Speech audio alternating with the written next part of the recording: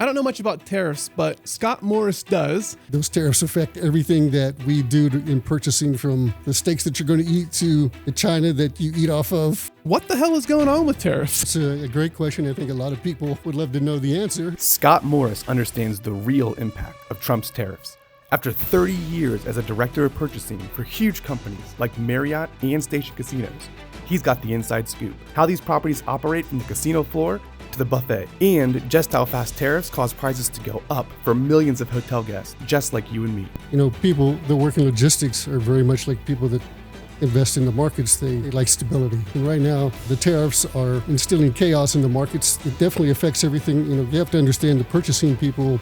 We buy everything you see in a casino, right, or a hotel. So anything you touch, anything you see has been purchased by somebody in purchasing. So the light fixtures, the carpet, the table, the silverware you eat with in the restaurant, the table, the chair, the plate you eat off of, the food that you're eating, the liquor you're drinking. So that's all affected by these tariffs. What we've seen across the board, reported widely in the last 2 weeks, is a vast underreporting of the value of the container to get around the tariffs. Is that news to you? Hi there, and welcome to Roll with Steve. Before we get started, a quick favor. If you enjoyed these conversations, hit that subscribe button and join our community. I've got a bold goal to grow this channel to 10,000 subscribers by the end of 2025. And together, I know we can make that happen. So I appreciate your support. My commitment to you is to create new content weekly with talented guests that will help you grow personally and professionally. Also, drop a comment with your thoughts. I read every single one. If you find value here, a quick like or share helps others find the show. Thanks, and let's roll into today's episode. All right, welcome back to the Roll with Steve podcast. Tariffs are all over the news right now, and 145% on China. The rest of the world's on notice at 10% across the board, with 90 days of a delay until those go back into effect for basically every country in the world. I don't know much about tariffs, but Scott Morris does. And he's been a director of purchasing at large properties here in Las Vegas for a really long time. I want to lean on your knowledge and your guidance today to help us understand this particular issue of how do these tariffs affect hotels, restaurants, buffets, large properties, and how will they affect them as time goes on? But my first question to you is, what the hell is going on with tariffs? That's a great question. I think a lot of people would love to know the answer. I think that's the biggest problem right now is it's people that work in logistics are very much like people that invest in the markets. They like stability, right? We prefer stability as to chaos. And right now, the tariffs are, instilling chaos in the markets. They're instilling chaos in the logistics of, trying to buy thing. How do you coordinate that? That's a great question. So how do you overcome that? I could see when the tariffs were first announced, I've known that people were suddenly bringing in containers from Asia for everything that they normally would have that they sell to the hotels, like containers of toilet paper, the soaps for the amenities. Sure. So to try and avoid the tariffs as much as they could, right? It looks like the president's announced the last couple of days that they're going to back off the tariffs a little bit. So hopefully there's been conversations. I'm sure there has, not only with the ministers of the foreign countries, but also with investors. I know we had a big meeting with investors, which I think is interesting. That after he meets with investors, from the United States, that suddenly that after that then there's announcements. So I'm not going to fire Jerome Powell. I mean, the tariffs are going to come down eventually, and some of that things, because I think the Wall Street, I think, is they don't like chaos either, right? So I think they help drive that a little bit. But you're right. As far as the hotels and the casinos, it definitely affects everything. You have to understand the purchasing people. We buy everything you see in a casino, right, or a hotel. So anything you touch, anything you see has been purchased by somebody in purchasing. So the light fixtures, the carpet, the table, the silverware you eat with in the restaurant, the table, the chair, the plate you eat off of, the food that you're eating, the liquor you're drinking. So that's all affected, by these tariffs. We import a ton of cattle from Canada for beef. The U.S. Cattle market has been kind of stymied a little bit in the last few years because of the drought in Texas and the Midwest. So there's fewer heads of cattle in the United States than there normally are. So, and that was a big part of the tariff was going to be cattle, beef, and, pork that comes across the border. So prices would go up. Prices are going up. Consumers are going to start to see that themselves in the next month or so, depending on what happens, coming from the White House in the next few months. But you're absolutely right that those tariffs affect everything that we do in purchasing from, like I said, from cattle, from beef, from the steaks that you're going to eat. That's wild. Wow. To the china that you eat off of, to the shampoo you wash your hair with inside the hotel room. Yeah. Cattle's not one that I would have readily thought about. That's on the mind of, and kind of lay the groundwork here. You recently in this role for a Marriott property, the JW here in Vegas, Station Casinos. So really at the high levels of the game. So Marriott and Station Casinos are importing beef into this country, or is it through vendors that's happening? No, there's some very large vendors here in the Vegas market. If you can imagine, we have more hotel rooms in one city block more than any place in the world, right Sure. Here, at Trop and the Boulevard. So the amount of food that goes through those restaurants and into the hotels and into the rooms, that's a huge quantity. And there's 4 or 5 major vendors here in town that sell, beef and pork and chicken, and those vendors are going to have to increase their prices because of the tariffs, because they're going to have to pay more for that product. Yeah. So to continue to stay profitable and not go under, they have to raise their prices. So the casinos are not going to cut their prices. They still want to continue to make the profits that they've been making. Yeah. Fortunately, the CEOs are not going to take less money because they want to sell you a steak for the same price they have been. So the prices will go up. The prices will go up on those products. So you've seen this play out. How many years have you been in this industry? 30 years. 30 years. 30 years. Okay, so in 30 years in the industry, walk me through how those prices get raised in times like this. Like you've got the manufacturer or the cattle producer who's working with a vendor that's here, who's working with you, the purchaser at the property, who's working with the end user, the guest. Sure. Who sees the price increase how and in what order? It starts from where the cattle are raised. There's stockyards, some very, very large stockyards here in the United States that's what they do is they raise cattle for beef, for the restaurants, for the food industry. And like I said, sometimes we import that beef. A lot of the pork we export to China. So they import a lot of pork from us. So they would have to pay, exponentially on that. But so they raise the beef. The beef goes to a slaughterhouse. It gets slaughtered. They cut it. Or they ship it. They ship the sides of beef basically to the vendors all over the United States. And like I said, some of the larger vendors that we have here for Newport Beef, Out West Meats, they take those products in. They can either sell the sides of beef or they cut the steaks for the restaurants. So they're pre-cut, so they're consistent, the same size all the time. I've seen where they ship a side of beef to a place and they don't have a butcher, and the chef's cutting the steak and he may not have time or be in a hurry. And if I order a 16-ounce bone-in ribeye and you order the same one and yours is twice the size of mine, then it seems unfair. Not very happy, right? So right. So when you get it from these distributors, if they pre-cut it, everything's the same size, everything looks the same, everything's the way it's supposed to look. So okay. Yeah, 2 of you don't have 2 different looking steaks, but so that they have to set the price. They have to buy the cattle at a certain price. So then they receive the cattle, so then they have to sell it at a certain price to remain profitable.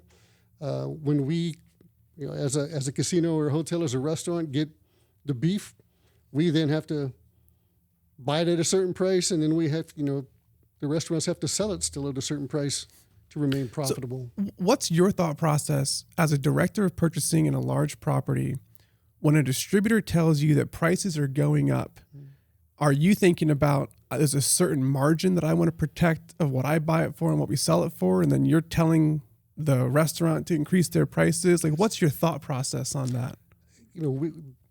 Communication is just the best piece of advice I could have for anyone that's doing this, to be able to communicate with. You want to be able to communicate it with the executives at the property, certainly with the chefs at the property, so they understand and they know too. They may have to change the menu. I know restaurants, some steakhouses will print their menu every day. They may change prices every day, or at least once a week. They'll change their menus accordingly. That's something most people don't know about. Most people don't know that the restaurant menu is changing. Yeah, a lot of times they don't. If you frequent a place consistently, sometimes you may, but for the normal visitor from out of town, they have no idea that the price may have just went up 10% from what it was yesterday. That's wild. When they come in to eat. So, and is that happening? Let's talk about beef specifically. Sure. Is those price fluctuations, you get a 15% hike on beef that you're buying from the distributor, you talk to the restaurant general manager, and the menu changes like that? It can. I mean, there's, you have to go through, the managing partners at the hotel sometimes as well to let them know, and they have some input on that as well. But yeah, I mean, that can happen. A chef, if he has to adjust his prices, he has to adjust his prices. So one of the things I think we do to mitigate that, and as a director of purchasing, what I've always felt is, I'm not looking for vendors to buy things from. I'm looking for partners to partner with. And I know a lot of places that bid things every week, and they change the prices accordingly. But then it makes it very hard for the distributors because they don't know who you're buying stuff from this week. If I bid it this week, or if they're holding things for you and you don't buy their stuff this week, it makes it difficult for them to adjust what they need to hold, what the price needs to be set at for themselves. Yeah. So I prefer to try and negotiate long-term agreements with certain vendors. We'll bid it out. We'll do a tasting with the chefs. It's a pretty involved process. We'll get samples from 5 or 6 places, do a cutting with the chefs, and with a cutting, by a cutting I mean we'll have it prepared. One of the chefs will prepare. We'll do a blind tasting, really is what it is. Okay. And a chef will prepare 7 or 8 different steaks that may be from 5 or 6 different vendors, and we'll let whoever wants to be involved taste it and look at it, and even before it's cooked, after it's cooked, and then they don't know which one from where it's from, so there's no bias there. Yeah. They pick the one they like the best, and then we'll go back to that vendor and try and lock in that price for 3 months, 6 months, so I know what the price is. Yeah. And what we try and negotiate is, that price can't go up, but if the prices come down, then we can reduce the price. Gotcha. So you cap it. Yes, but it can go down. Absolutely. Okay. You're a big buyer too, so you can put in contracts like that. Distributors are okay with it. If you do enough volume, you have some control over, more control over what that price could be. Yeah. Sure.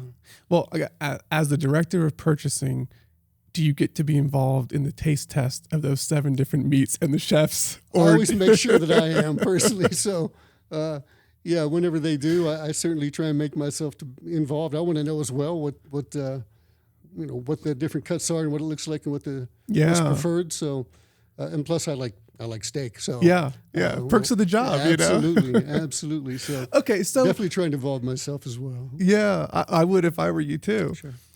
When we think about these tariffs and prices increasing massively, because some of these tariffs are more than 100%.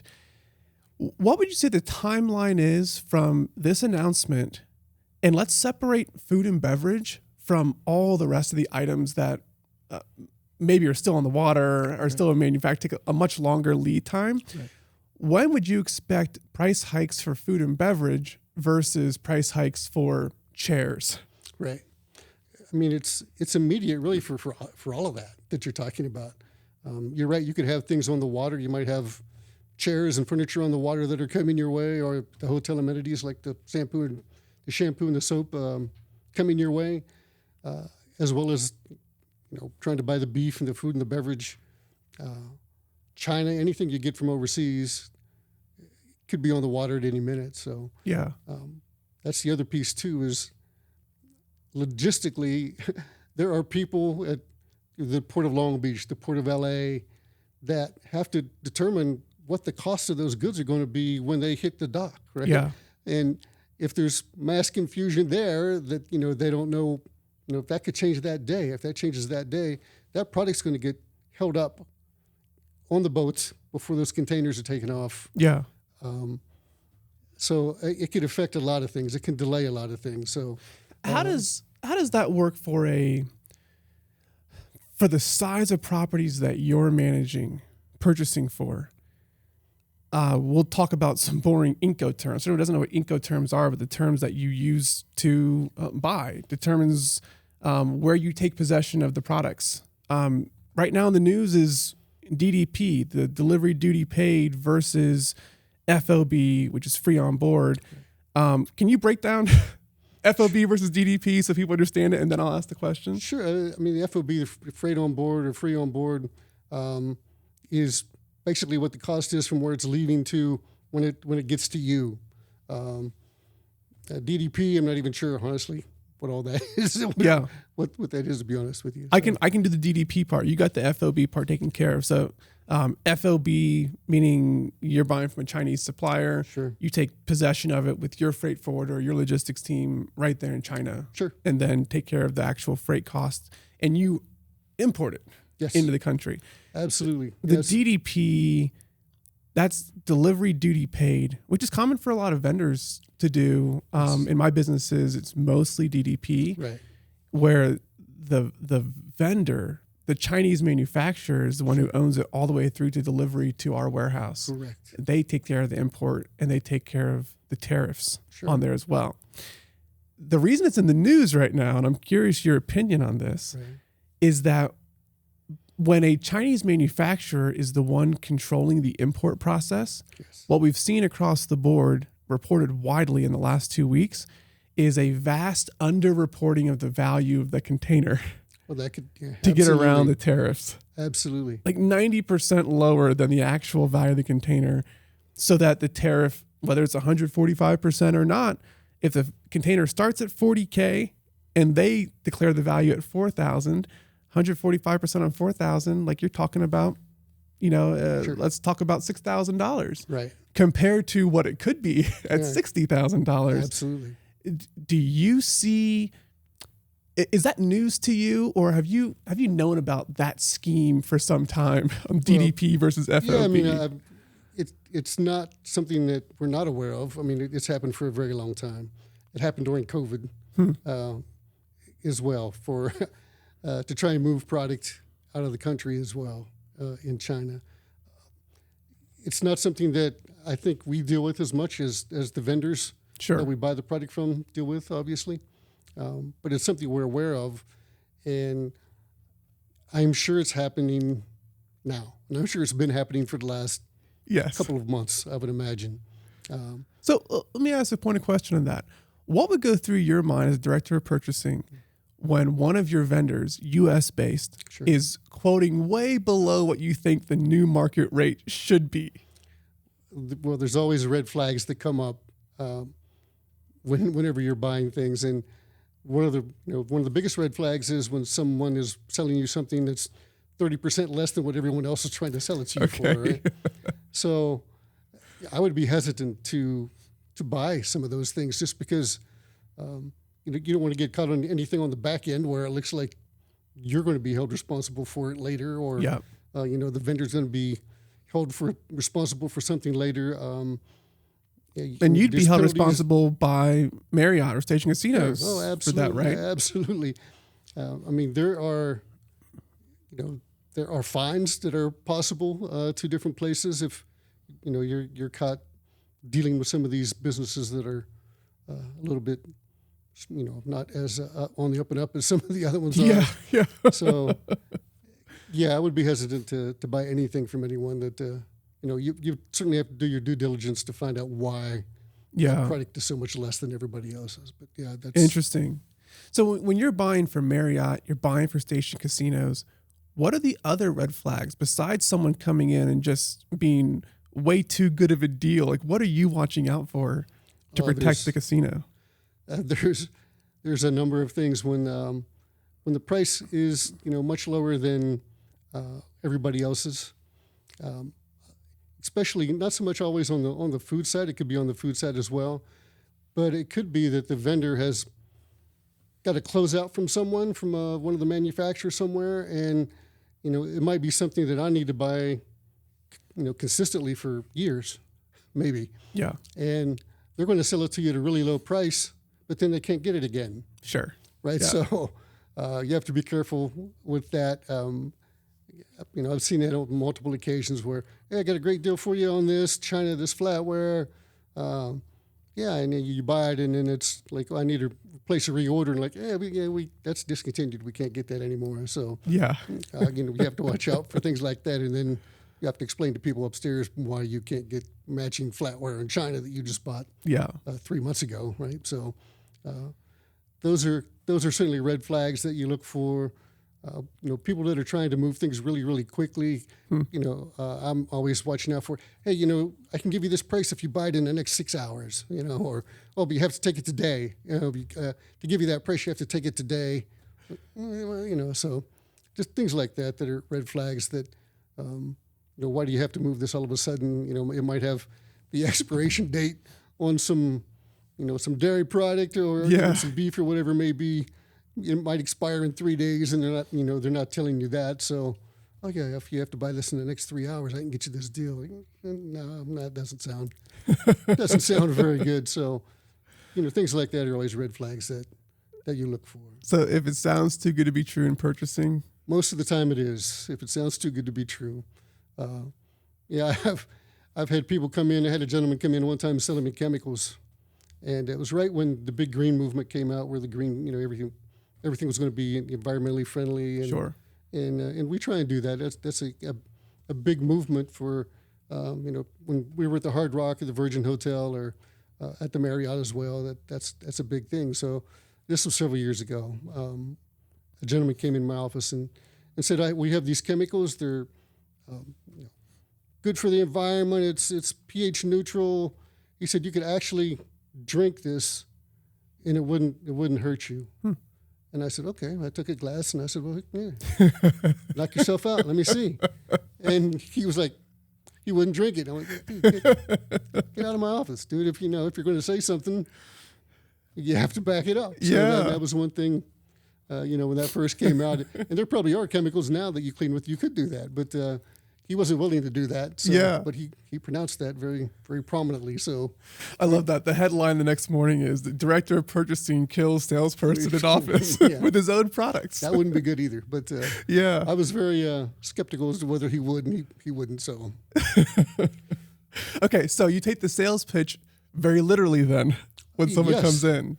Absolutely. Same thing. I've had people that a gentleman that came in with sell chemicals, and they had all the chemicals we use are really highly concentrated. And there's a dispenser that we use, and they set the ratio for the chemicals it adds water to it, and we set the dilution ratio to it. And they set this up, and they said that this particular dispenser was tamper-proof. You could not tamper with any of this, because people that clean things often think that the more chemical, the better. It's going to. The more stuff I put in here, it's going to work better because it's stronger. Not always the case, but that's the mentality sometimes, and that's why training is very important. So they said that this container or this dispenser was tamper-proof. So I said, I'm not sure. So they had all the product inside this dispenser, but it was all visible.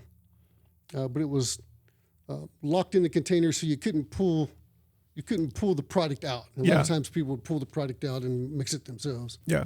So I just walked up with my pen and I poked a hole in it and stuck a bucket underneath of it.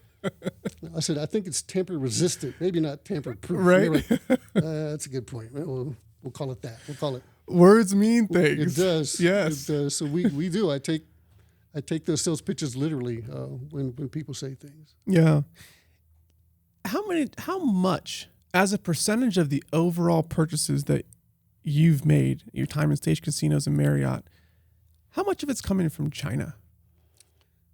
There's a tremendous amount of product that comes from Asia. Not always China. There's product now that a lot of people come and are getting product from Vietnam,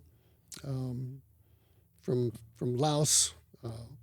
So other countries are becoming a little bit more prominent, I think, especially, we learned, I think, from COVID when China just shut down. Yeah.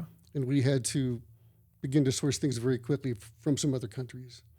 And countries like Vietnam had production that were already ramped up and doing some certain things, and COVID hadn't hit them quite as hard, so they were still able to export some things. So we found them pretty quickly, and then moved a lot of things to Mexico. I mean, we had to search in Mexico for a lot of product at the time. Mexico's a great trade partner with the United States, as Canada is as well.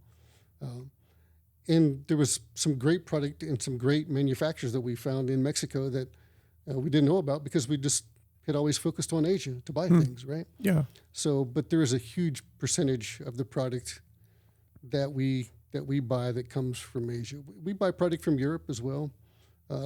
Almost all the carpet, all the Axminster carpet I've ever bought comes from the UK or somewhere in Europe. Sure. A lot of the linen we buy would come from Turkey or from India even. We get a lot of textiles from that area. We find that the textiles from there and the terry towels and things like that are better than what we could get from China. Is that right? Yep. See, Absolutely. I think a lot of people would be confused. I want to use this as an opportunity to ask your expertise. The average person out there that doesn't understand purchasing or geopolitics or global trade thinks to themselves, gee, why are we making stuff halfway across the world or all the way across the world and then putting it on these huge container ships and shipping it here so that it can be in the JW or it can be in a Station Casinos property? Wouldn't it make more sense to make it in America? It would be great to make some of these products in America. And there's still some manufacturing that happens in the United States. It's not nearly what it used to be, obviously. But people, I think, have to understand that a lot of these products that we buy are still exponentially cheaper, or I shouldn't say cheaper, less expensive, even if we buy it from another country such as China, put it on these container ships and ship it all the way here, than if it was manufactured here. Yeah. It's still less expensive. So price Why drives, is that? Why is it so much more inexpensive? All the logistics in there to go around the world. These ships are huge, right? And they're made overseas. We don't build a lot of these container ships in the United States. I know President Trump had mentioned that they would like to start to build more of these container ships in the United States, and have more of a fleet themselves. But even the cost to build those ships in the United States is going to be much more expensive than it is overseas, and it's just because of labor. It is. I mean, if you look at, in China, they may be paying someone, unfortunately, $5 or $10 a day. Yeah. To make these products, and that might be a living wage there, yeah. Right? So it's in here we'd have to pay the person $17, $20 an hour to make that product. Yeah. And so it's a double-edged sword, right? So we've exported labor overseas. We've exported our manufacturing jobs overseas, and that takes away from manufacturing here in the United States. Yeah. I think people are just a little bit confused about the labor cost differences. And say what you will, like we'll leave the politics out of it and all the thoughts about the living wages in China versus the USA. One question I always think through as a middleman myself in a previous career. Sure.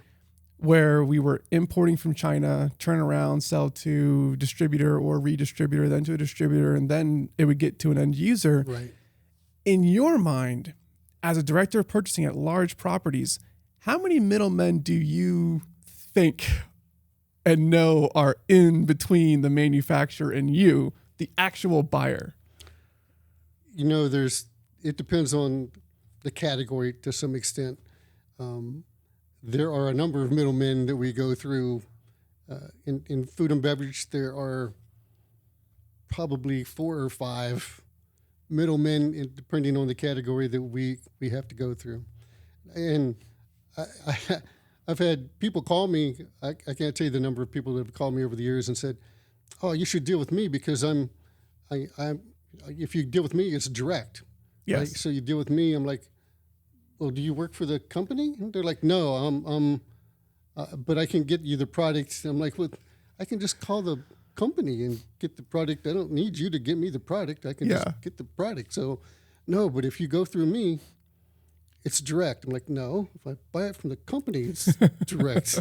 Right? So people try and pass themselves off as, "Well, I've got this great relationship with the manufacturer, and if you come through me, but there's always an additional cost anytime you deal with any individuals like that." Yeah. So speaking of middlemen, there have been times when in the last few years when the cartels in Mexico have actually hijacked truckloads and containers of avocados. No way. Absolutely.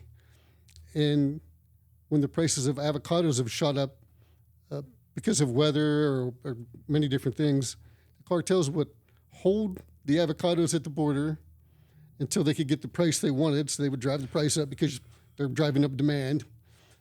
And I mean, cases I've seen, we saw cases of avocados, of Hass avocados, go from $36 a case to like $108 a case. Wow. In like a matter of weeks. This is avocado ransom. It is.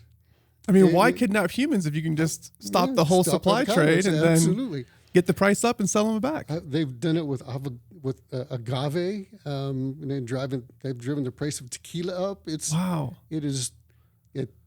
That's a middleman you don't want to mess with really too much. So, oh yeah. But it's happened, numerous times in the last few years, which is something I never thought I would see. But that's happened. Talk about the height of American consumerism. That's a play for the cartels to just say they need their tequila. Like, yes, they're gonna come get it. That's right. The price doesn't matter. We're gonna hold all the agave until the price goes up, and then you can buy all the tequila you'd like. It's brilliant though. It is, because we're gonna come around. Well, yeah. At some point, I have to buy tequila. Right? Yeah. So I got to get it from. Wow. I can't buy tequila from Europe, or China, so I have to wait till I can get whatever price. So it's interesting. That is wild.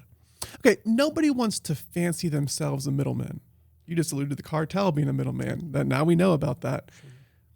When I was CEO of a soap manufacturer, really a virtual manufacturer, just middleman connection with a Chinese manufacturer who was the one making the goods, and then connections with distributors. But we didn't like to think about ourselves as middlemen because there's this derogatory sense that comes along with being a middleman. Absolutely. Once I was no longer in that position, I could think clearly and look back and be like, yeah, I was a middleman. Right. Like, you don't need me. You could go, if you really wanted to, you could go right to that manufacturer and get a better deal than I'm getting. Because you know what you're doing and I don't. Right. Why don't more large properties just go direct to manufacturers? Some do. I mean, there are some that do. I certain MGM and some of Caesars of the world have those connections to where they go direct and have people in China. They have people that they have in China. Obviously, they have properties in Macau, so I mean, they already have people there on the ground, and it's when you're talking about that type of volume, when you're bringing in container loads yourself, I'm sure that they do a lot of those things direct. The volume that we've looked at for some of the properties I've worked at, we try to eliminate as many middlemen as we can. Obviously, we still deal with a lot of the the manufacturers. I know some of the amenities that I bought before were manufactured in Sri Lanka. Okay. And dealt with a company there that was very successful and did a lot of the properties in Asia and the Middle East before they got a foothold in the United States. And it was a family-owned business. So I was talking to the sons of the company who actually are the manufacturers of the product. Right? Yeah. So that was very beneficial. But you're right. As many layers as you can eliminate is certainly something that you want to try and do. But there are some people that you work with that are extremely beneficial. I mean, I've been up at 2 or 3 in the morning to talk to people in the Middle East myself. So that's something that, I've done in the past to try and talk directly to where, where's this container? Is this ready? When I was at Station Casinos, I would do that when when the FF&E was getting ready to come in for properties that we were building. Yeah. So can you explain FF&E, OS&E, so people understand what those terms sure, are? That's one thing too. We have our own language, Yeah, as you know, that a lot of people don't recognize. So FF&E is furniture, fixtures, and equipment. The OS&E is the operational supplies and equipment. Okay. So What would furniture. be okay? Go ahead. Yeah. I was going to say furniture, fixtures, and equipment really is kind of what it says. So that's furniture is the chairs in the restaurant, the beds in the hotel, the dressers in the hotel, anything in the hotel room, basically. The operational supplies and equipment would be the hair dryer in the room, or the glassware that you drink out of at the restaurant. So there's sometimes broken up to, there's a group that buys OS&E and there's a group that buys FF&E. Sometimes you buy everything. I know when I was at Stations, they eventually had an FF&E department, but before that, we were the FF&E department. Did it all. Okay. We bought both, right? So, and the owners at the time, Frank and Lorenzo Fertitta were extremely involved and very hands-on. And so it's interesting, when we had opened a new property, the furniture, fixtures, and equipment, we would buy samples of many different things that they would want to see. And the designers would pick what, I'm not picking what we buy. So we have designers that we work with. Okay. Like Paul Stillman or Friedmeier, which are two very prominent ones here in Vegas. And they would design the product, and then we would source the product and buy the product. And we would bring it in, and literally, usually Frank Fertitta would come in and he would see all the samples, and you would spend months getting these samples together and getting them ready. And but that's what that's what they're there for. But and then Mr. Fertitta would come in and go, yes, no, yes, and you might have 30 things there, and he might approve 3, right? And, yeah.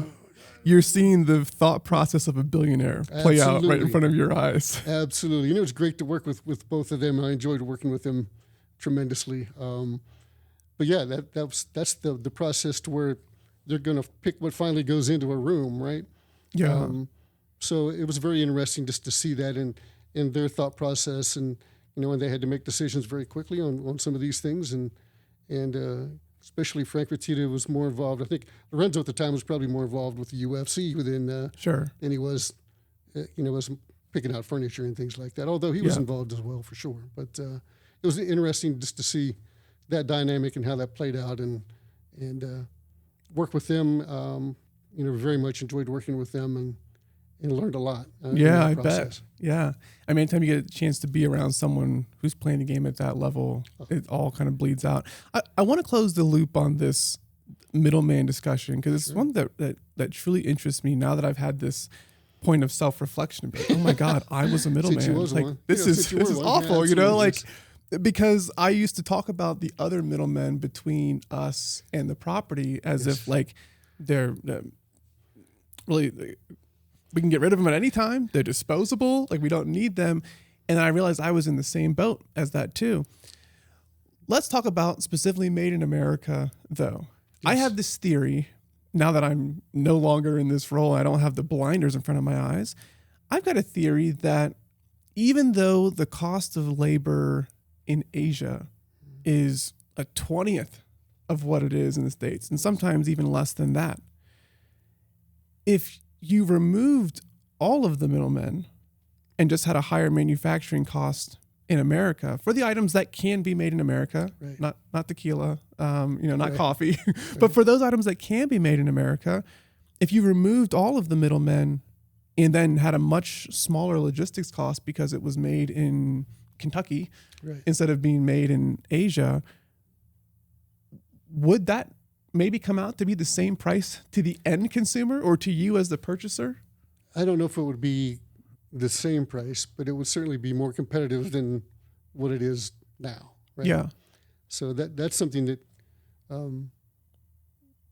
should be really looked at. I think that there are things that I know that we could manufacture in the United States that we buy tremendous amounts of from overseas. I mean, we buy a tremendous amount of steel from overseas, and it used to be that the United States was the manufacturer for steel. U.S. Steel, like absolutely, great coming out of American company, Pittsburgh, right? So, what are we doing buying steel from China? Exactly, or from anywhere, right? So, but there are obviously things that we could make in the United States. Like it or not, some of the tariffs, some of the countries have actually, since they were threatened to have tariffs slapped on them, have said, okay, we're going to invest $50 billion of this into this company now. We're going to invest $100 billion into these factories now and try to move some of the production to the United States.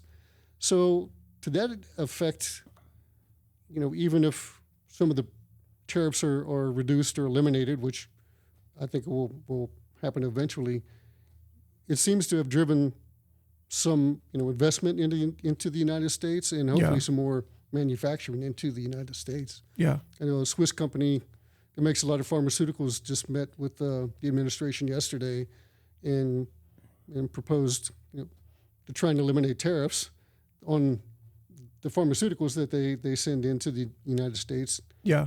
That they were going to invest over $50 billion into manufacturing plants here in the United States to make those same pharmaceuticals. So it's the ones who have the lobby versus those who don't have the lobby. Apple walks into Trump's office and gets tariffs completely removed for their products. And as an Apple user, I'm happy about that. Yes. As someone who's exposed to other parts of manufacturing that don't get that exemption, and we're importing that heavily, it does sting a little bit more. Where's the hotel lobby that's going into the politicians and saying, hey, all of this FF&E, the OS&E that we're buying is being tariffed at 145%. The majority of stuff we buy is coming from China. Where's the exemptions coming from the hotel side of the house? Like, you have the lobby. I'm sure that there are individuals speaking to politicians, somewhere in the United States at any given moment, probably as we speak, honestly. So Yeah. I think they're feeling pressure from everyone, right? So it's affecting farmers in the United States. It's affecting the automakers in the United States. If you want to buy a car, who knows what the tariffs are going to look like in the next couple of months, right? So the car price might go up exponentially for a used car or a new car. It's funny because even like Governor Lombardo, actually, I know I'd written a letter to the president asking him to remove some of the tariffs on like lithium that they mine here in Nevada, because that's what they use, to make the batteries for Teslas and electric vehicles and a lot, a number of different things. And everyone, not trying to bring politics into it, but a lot of these folks are for the tariffs and we need this and this is great and this is a great idea until it affects things in their states. Yes. And the people that work in their state. And then it's like, oh, I'm good with all the tariffs except this one. Yes. And it's kind of hard for them to pick and choose, but that's what's happening, I think, right now is they're seeing, this is a great idea. This is wonderful. It's going to bring manufacturing to the United States. Oh, we do this in our state and this is affecting us. So, hey, can you back off of this a little bit? So we're like that with a lot of things in life. It's true. Yes. You go into any of the political topics, pick, for instance, illegal immigrants. By and large, most Americans, I think, are of the mind that, well, if you're illegal, then like by definition, like you're not supposed to be here. There's people waiting in line. But then you have this idea of, okay, what's your perception of potentially the illegal immigrants that you know in your community? Well, all the ones I know are good people. Like they're wonderful people. Like don't get rid of mine, just all the rest of them, you know? I mean, a lot of the, the Hispanic people I know in my community, they work 2 and 3 jobs. They work 6 and 7 days a week. Yeah. And they contribute to the economy. They're paying sales tax on things that they buy. They're paying property tax on what they, so they invest in the United States economy. So I'm kind of on the same kind of line that you're in. I don't know many or any really in the area where I live or the people that I deal with that are not contributing to society and contributing to the economy of the United States. Yeah. So, well, we probably aren't living in the communities that have the gang members that are there. So that's probably the major difference for us. I don't think I have. I'm hoping I don't have any MS-13 gang members hanging out in the neighborhood I'm in. But I feel you on that. Yeah, but it's an interesting topic because we're sending a lot of people out of the country, and it's not the first time this has happened. It's happened before. I think in the 20s and 30s, where they rounded up, Mexican Americans or whether they were citizens or not, and sent them back to Mexico or to different countries in South America. And it's interesting to see what the outcome of that's going to be. Obviously, if people are criminals, like I understand some of those things, but if you're just rounding up citizens and people, I mean, there are people that served in the United States military in combat and represented their country, fought for their country, risked their lives honorably, and we've sent some of those people back to Mexico or which is wild to think about. It is. It's interesting. You think that for people in that category, there's got to be a pathway to citizenship without deportation being involved, and we can get super political with it. I'll reel us in. Let's talk a little bit about the world that I know really, really well, that you have exposure to, and we'll talk about the little soaps and shampoos. Then let's talk about before it was all bottles. Let's go back to the tubes that people used to buy. So you think about a tube of shampoo, and I want to paint a picture, right? Yeah. Let's paint the picture for people of what this cost structure looks like from what it costs to make it versus what you pay for it at the end of the day. And we'll use China as the example. Do you have any recollection of what you would pay for like a case of like the shampoo? Let's say it's a 300 pack of shampoos. Well, I can tell you what we would pay per tube. You would know per tube? Really? I'm surprised. That's a good memory. Absolutely. Okay. I've dealt with this many, many times. So back in the day when we initially started this, and you would find these tubes, and usually it's like 0.75 ounces or so many milliliters that you would buy that would be placed in the room. And obviously it's not a large size. We would buy larger sizes for the sweets. Okay, sure. But a smaller size, I think 200 ml or 0.75 or 1 ounce or 0.75 of an ounce or whatever they would be. Yeah. Initially, 20, 30 years ago, we were paying 18 cents a tube. 18 cents. Yes. Okay. Back a long time ago. Yeah. How long ago are we talking that it was 18 cents a tube? Probably about 28 years ago. 28 years ago. Yeah, okay. For sure. I got to pull my calculator out for some math here just to kind of get this in the frame of reference that I know. Like 288 or 300 in a case. Yeah. Something like that, somewhere around there. So that would be for a pack of 300 at 18 cents a tube, you'd pay $54 for that. What's the last amount per tube that you remember before we changed over to bottles of what the price ended up becoming? So the tubes, probably the last ones that I remember buying were for the Hard Rock. And it was a custom Hard Rock logo. I mean, it was a really nice looking set of tubes. Yeah. And I think if I remember correctly, we started out paying around 52 cents a tube. Wow. For those. And those were, I think, 1.25 ounce. Okay. So they were a little bit larger. And then I think by the time we quit buying them, it was around 78 cents a tube or somewhere. That's if I unbelievable. remember. Wow. So, Wow.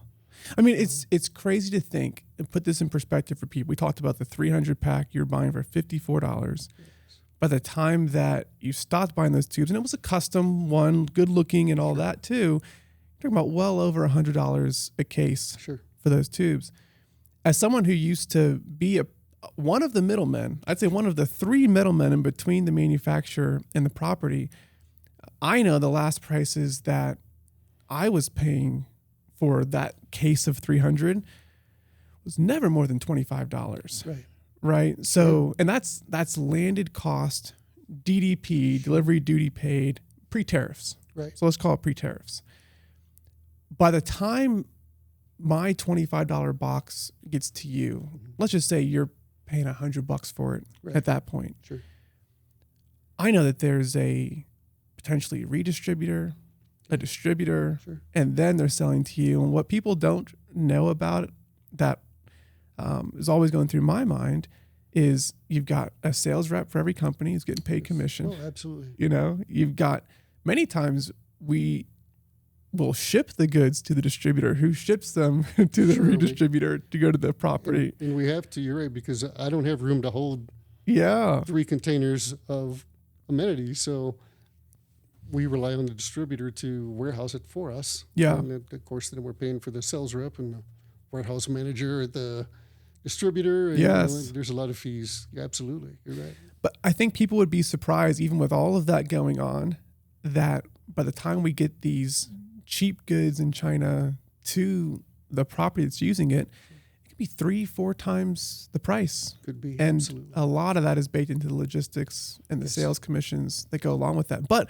a necessary ecosystem for the end user, the hotel, to be Yes. able to stay stocked and not have to store containers on site. I might be misguided, but I don't know if it was like 78 cents a tube or whatever, but Sure. but it was, certainly more than what we started out with. Yeah. But you're right, and now it's all switched to bottles, Yeah. larger bottles that goes into a system that holds it on the wall and then into the rooms, and it is more economical, obviously, than buying those tubes. Yeah. So, Well, what's the thought process behind those wall brackets for the bottles that are there right now? Like, why Marriott was the last place you were. Why does every Marriott now have a bracket on the wall with a bottle stuck inside of them? cost. I mean, it's more cost efficient. It saves money. It became, at first when it happened, everyone was like, that's something they do in a truck stop, And I can remember the or mentality. prison, Yeah, well, I can remember the mentality when those first started to appear, and for a long time, the places where I was at, places I worked were dead set against it. No, that's it's not what we do. That's not our brand. That's not our not our goal to do that. And but then when they started to see the savings on it, and money talks, obviously, especially in our world, right? I mean, I usually report to the CFO or VP of finance, and they look at numbers, and they're like, well, how much do these bottles cost? And I show the savings, and it's going to save 23% over what we've been buying before. Yeah. They're like, oh, we're switching to bottles. So that's why there's a bracket on the wall. Not just Marriott, but just about anywhere you stay now. Let me ask you this. The bracket on the wall, the bottle is fixed into it. For the most part, it's tamper resistant, not tamper proof. Is that because you're worried about the guests stealing the bottle, or because you don't want somebody tampering with the bottle? It's both. You know what? Here in Nevada, I think that most of the regulations with the health department are a little bit more strict than they are with a lot of other states and a lot of other places. So we trying to get everything approved with the health department here before we would move forward with anything. Sorry, and so that's something that is very prevalent here in Nevada that we have to do. And one of their biggest concerns was, can someone tamper with this product? Say that there's a disgruntled employee, and they're the ones filling the bottles and putting them in there. They could put anything in that bottle and stick it in this thing. So they want to make sure that it is somewhat tamper-proof or tamper-resistant, I would say. And And again, you don't want people taking the entire bottle and Yeah. taking it home. Guests love to take things home, Oh yeah. right? So, as you know, in some of the rooms, they will take the bottles and it'll be in their bathroom. Yeah. My wife's probably as guilty as anyone. She has little tubes or little bottles of stuff everywhere whenever she comes back. They're from just somewhere. inviting you to take them. Yeah, you know, pretty much, if it's sometimes. not bolted down to the ground. But yeah, some of those brackets are expensive. That you have to consider the cost of the bracket, what it costs to install the bracket. Yeah. If you have marble, can you drill into the marble, crack the marble? I mean, there's a lot of thought in the preparation that goes into that whole system. Yeah. But at the end of the day, it does save money as opposed to what those tubes cost. The almighty dollar. Absolutely. It rules us all. Let's talk a little bit more about these bottles and close the loop on, and then we'll stop talking about soap and shampoo at this point. For anyone who's bored with it, you only have a few minutes left of it, and we'll move it on. Great analogy to compare everything else to, so it's a good topic. Yeah. When you go to a Four Seasons, the higher end properties, I might even include the Hard Rock in some of these too. When I go to places like that, they never have a bracket on the wall. It's very rare. I've seen it one time at a Four Seasons property. All the other properties have a very nice like glass shelf or an inlay inside the shower where the bottles are just placed in there by themselves. Yes. Is that because they just care less about cost, more about the experience? I think there are some brands that absolutely, cherish the experience of being a guest there. And to some extent, some of the higher end properties that you would go to, I think they think their clientele is less likely to, right or wrong, they may think their clientele is less likely to just take the bottles. Yeah. I think that there is, some of the higher end brands that, do not want to put a bracket on the wall, and I can understand that, right? I've been to hotels and properties where they don't have anything like that, and just like you said, they have a really nice setup, and where guests can use the bottles, and the bottles are just out there. Yeah. And I think it is a brand choice, really. I think it is, whatever you want your brand to be, or you want to set it apart from some other places, and if you're a really high end property, maybe you're already charging enough money for the room. Obviously, we know the room rates are fairly high compared to what they used to be. Yeah. Especially here in town.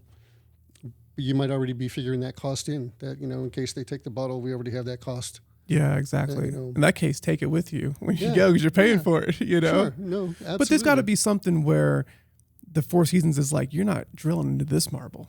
Like, no way. I completely agree. I mean, like you said, there's the aesthetic part of it, and some of, like we talked about, some of these brackets initially were hideous when they first came out to hold these bottles, and you're right, they're more aesthetic now, and some you don't even see actually. So yeah, but I'm sure there's some brands that don't want their brands associated with a bracket drilled into the wall. Yes. In for the experience for the guest. And, I completely understand that, and it's expensive. Those brackets can be expensive. Yeah.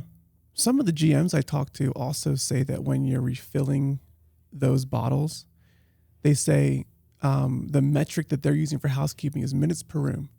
And they've said to me, it's impossible to hit minutes per room and be refilling bottles at the same time, especially when you have to unlock each one individually and pull them out, put them in, use a funnel, keep it clean. I've seen, I know properties where that's just someone's job, is just to fill those bottles. That's wild. They're not there to clean rooms. They're not there to Are they going room to room and refilling, or are they bringing them all down to a central location? Or someone brings it down to them. I think the GREs take the empty bottles and bring them down, and that in the evening, that's someone's job, is to fill those bottles. That's wild. I know I've seen one company that has a refill system that really looked pretty good. I'm sure I know Hotel Emporium has that right there on site. That's the one that I've seen that was different than most of the other ones that I've seen. Yeah. I've seen some places that have like a 55-gallon drum of stuff with a pump on the end of it, and some poor dude sitting there pumping away. all night, right? So, but that I've seen places where that's someone's job is to fill those bottles in the evening. Yeah. For the GRAs to take back up the next day and put in the rooms. It's just got to be. Is it GRAs, really cheaper? Guest room attendant. Okay, guest room attendant. Okay, so that's another term that we use for sure. Yes. Do you think that when we factor in the additional labor around refilling, that what the CFO sees as a cost savings maybe gets mitigated by the extra labor? Specifically when we talk about refilling bottles. It could be. I know, for the exercises that we've done for that cost, we try to consider everything, and we factor in everything into that cost. And if there's labor involved to fill those bottles, we would include that in the cost of that product. So, the CFOs and the VPs of the hotel would see that cost. So, but yeah, I mean, it has to increase the cost. Yeah. But still, even with that, those bottles, even with the refilling part of it, were less expensive than the tubes. Sure. Shift here, but still on the same topic. When we talk about the Hard Rock having their brand on those tubes, yes, I would call that customization or personalization of the guest amenities. When you're buying that, what goes through your mind as the ROI for buying a more expensive product that says Hard Rock on it or that says JW Marriott on it? Why do purchasers opt to pay more for something that has their brand on it? When you're talking about having literally millions of those produced, it really, the increase in the cost is not that much more. I mean, we're talking maybe, but it still adds up. We're talking maybe pennies. Sure. 1 or 2 pennies in addition, or maybe 3 cents to have that done when you're running that kind of a quantity. The hardest part is just to get everyone to agree on the design. Is that right? Oh my goodness! And who all's involved in that? Way too many people, and to approve the scent of the product.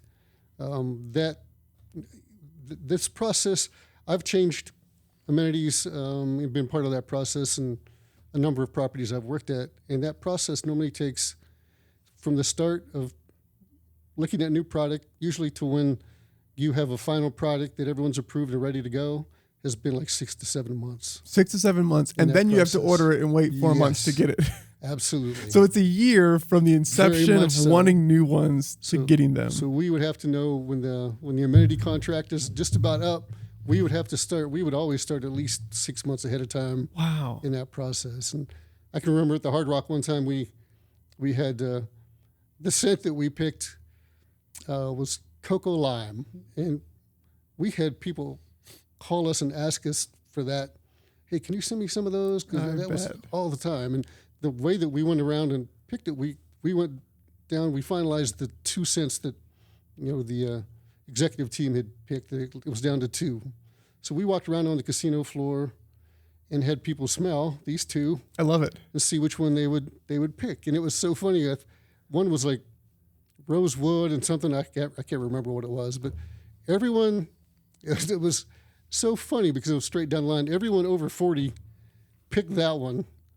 And the cocoa lime, like everyone under 40 picked that one. And it just so happened there was more people on the casino floor under 40 that particular day. There we go. And that's the one that won. So, but it was very popular, and people asked us for that all the time. But it is an amazing long process. Yeah. Amazingly long Not process. Not a process that the average person would expect to be a long one. Like, oh, just put your logo on it and get a scent that smells good to people. Sure. You know who should have done a test on the casino floor to make sure they had a good scent before they made a bunch of them?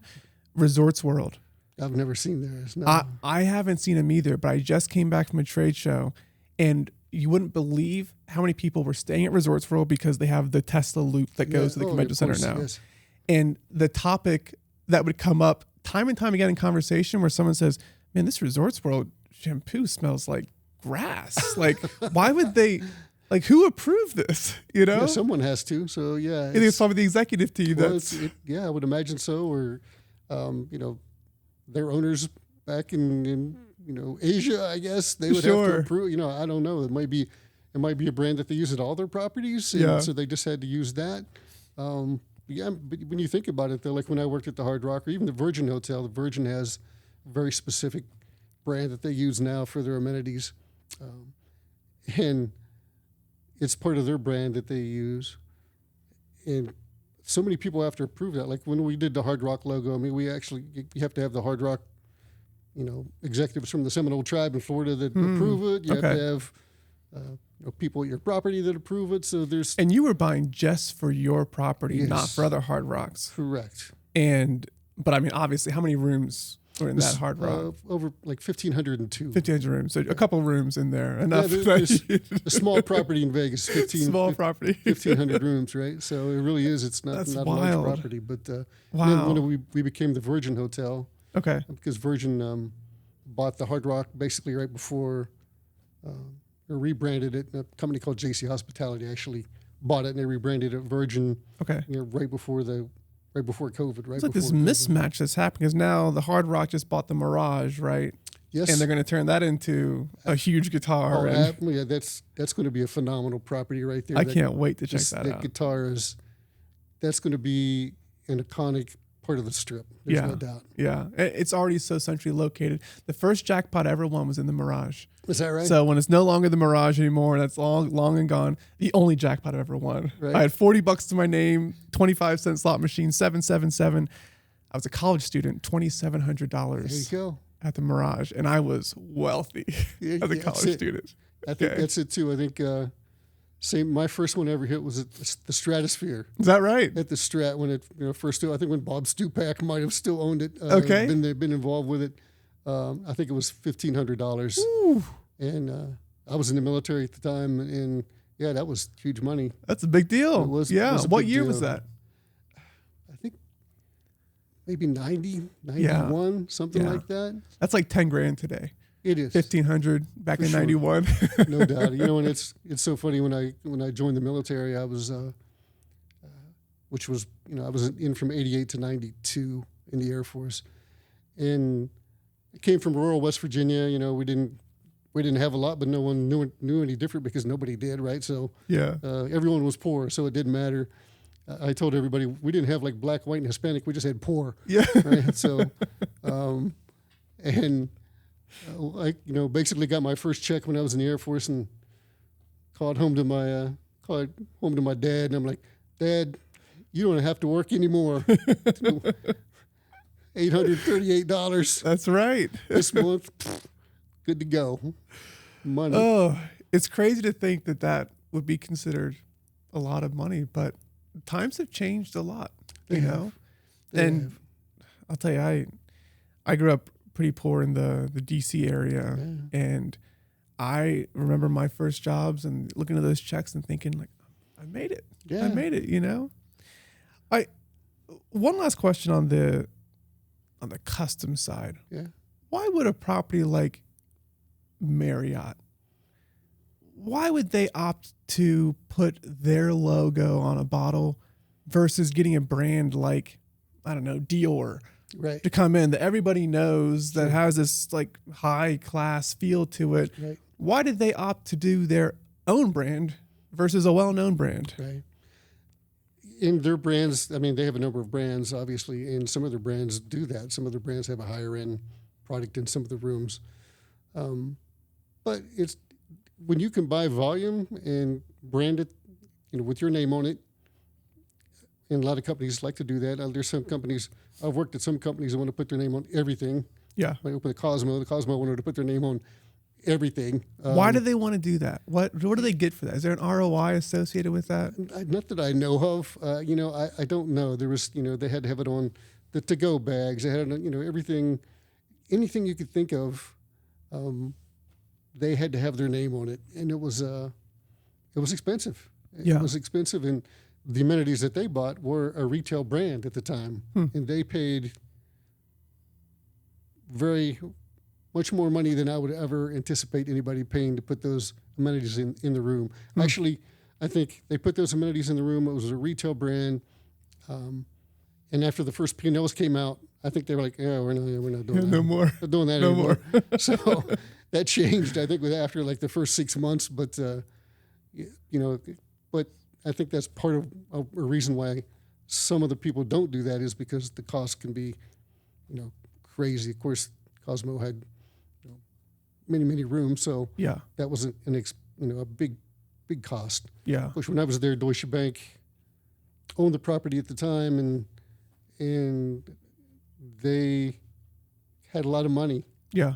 and spent a lot of money. I mean, it's a beautiful property. The hotel's gorgeous. Rooms are gorgeous. Still considered very high class. I think that it Absolutely. makes sense Absolutely. that that brand image there. I always wonder about that because, I go to a place like Pachanga in Southern California in Temecula, and they had L'Occitane. Beautiful. The new wing of that hotel is, I think I paid for half of it for the money I lost there. But L'Occitane amenities that are there. Very nice. I've seen many other like large brands, but by and large, you see people opting to put their stuff on it. Yes. And I think I have to imagine that there's some like brand equity, perceived ROI that there is. There has to be. You're right. Yeah. People want their brand out there, and they should. I mean, these people have spent years and years and years building their brand and spending millions, if not billions, of dollars, building their brand and their properties. So I understand they want to make sure that their brand is visible and the guests have the opportunity to see it pretty much wherever they go. And so I understand that. I mean, it's something that I don't know if they see an ROI to the brand, but I know Station Casinos a lot of times what they would do initially was for their amenities, and they had a brand that they would use. And I know that they decided at one point they were going to put their website on pretty much everything. So the Station Casinos or the individual properties? Station Casinos. Okay.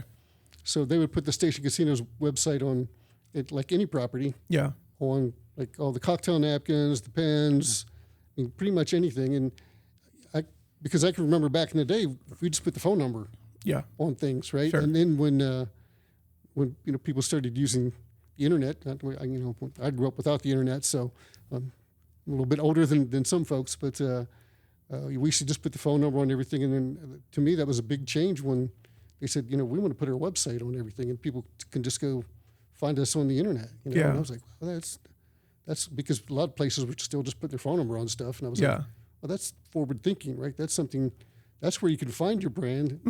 They can find your brand online now. And book a room, book a restaurant, whatever you want to do. And so I thought that was a really good process. Well, you told me that when you started in purchasing, you were doing POs on typewriters. Yes. We did not have wild. Computers.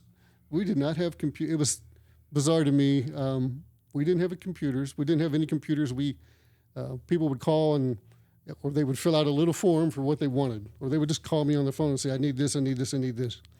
I would take a 3-part piece of paper that was a carbon 3-part paper that had a PO number on the top of it, and I would type up the order, and then we would fax that to these companies to get product.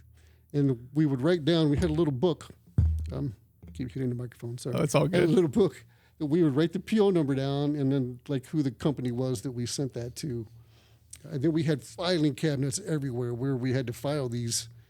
And when I first started in purchasing, when I first started at Boulder Station, when I started at Station Casinos, we had Palace Station and Boulder Station. I think I was there 12 years. Became the director of non-food purchasing for them after like 3 or 4 years. When I left, we had like 17 properties. Wow. So it was crazy. But when in purchasing, we had these filing cabinets everywhere, and they were filing the POs by PO number. So not by the department you bought it from, not by the vendor.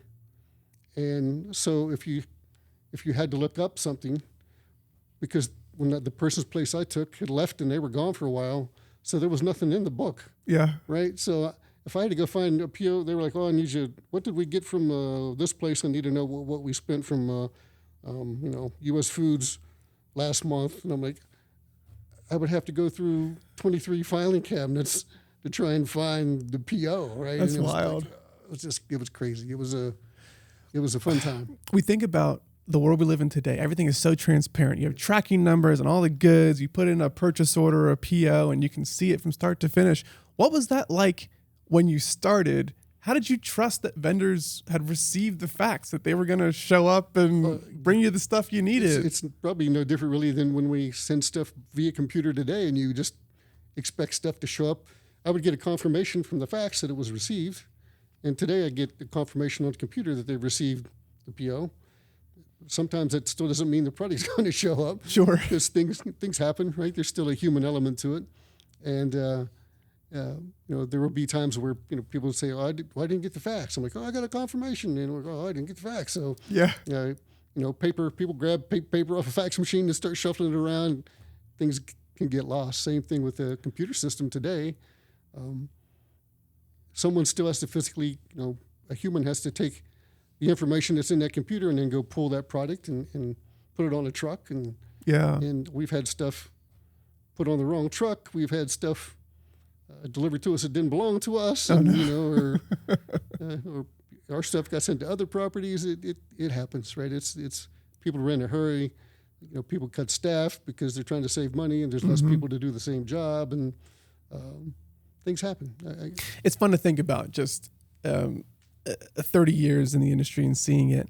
Let me ask you this. Let's have a conniving segment of this episode where we reverse engineer your job as director of purchasing. So Scott Morris is now a vendor who wants to sell to the Hard Rock. Yes. What are the things that that would get you the Hard Rock's business that most vendors have no idea about, and it's why they're not successful? I appreciate people that are persistent. So you may call and say that you have something or have this or have that. And it might, blow you off the first 3 or 4 times that you call. Even if I think it may be a viable product, we're busy and we have other things. And we have contracts for a lot of things, and we have to buy from these certain vendors and buy these certain things. But I always feel like sometimes you just need a chance, right? Sometimes, and I've given people a chance, right? Many times, and people that have become successful in the business. But I would make sure that as a vendor that these folks, if you call me once and you don't really get through right away and you don't ever call me back, you're not going to get to see me, right?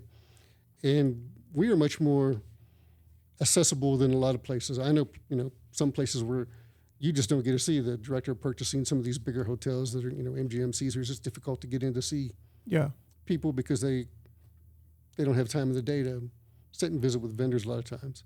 Where they'll set times to see certain vendors, and to get into a new vendor, to be a new vendor, it's difficult, especially for these big properties. I mean, you have to fill out something online, usually for those, and hope it gets to the person you need to get, for it to get to, and that person makes sure that it gets to the next person. So there's a layer of people to get to that where, the positions I've been, you pick up the phone and call me, then I answer the phone, and I didn't have an assistant to answer the phone. We answered the phone. Sure. Right? So, and we would know, kind of what the product is. But I would have people at least reach out 2 or 3 times, and if they're persistent, I'd usually try and schedule some time to see them and see what they have, and listen. I think the biggest thing to do is just listen and be honest with some of the vendors that you have to deal with. I've had vendors that came in that I wanted to see, and I thought had some promise, that sold certain products, and they would say, well, I would say, well, I want to buy, $4,000 worth of product, and they'd say, well, I need 50% down. Yeah. Like, we need 50% down on $4,000. Yeah. I'm like, if you need 50%, just being realistic and honest and trying not to be too rude, but trying to be brutally honest. I've told people, if you need 50% down on $4,000, you don't need a business, you need a job. Yeah, exactly. Right. So, we're dealing with millions of product and millions of dollars of things that we're purchasing all the time. And what kind of net payment terms can you demand at JW, the Hard Rock, Station Casinos, for a first-time vendor, are you starting at net It's 60? tough. No, usually it's net 30. Okay, Net 30, and we understand, there's, especially on a custom product, sure. there's going to be a deposit, that we have to make. And, Yeah. Usually a quarter, 33%. I don't like to give half. You don't need half to buy the materials you need to make Yeah. the product. Yeah, So I'll give you a third. A lot of places want 50% down, but we don't like to do that. You But just tell them no. Yeah, usually it's what I do. No, but we normally say you have to do at least net 30. I know sometimes I don't get paid actually always in the net 30, yes. but that's what that's our terms would be. Most everywhere I've worked is net 30 to start Okay. out. So say you're a made in America furniture company. You're coming in to your office to pitch you, Sure. director of purchasing, on why they should buy direct from you, made in America. Right. What are you going to tell yourself in that meeting to guarantee that they do business with your American-made furniture company?